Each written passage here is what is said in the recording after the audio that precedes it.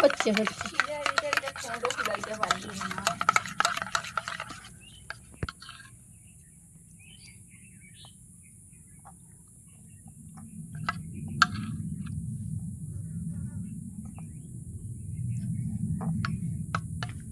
Biscuit ফিস্কুট করে খাবো না হাটে গেলে না হলে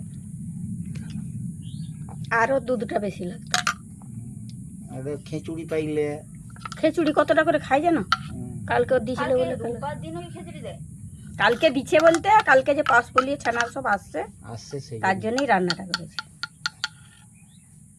তাহলে ওকে দিল নি কেন? ওকে দিবেনি তো কি করবো বলো?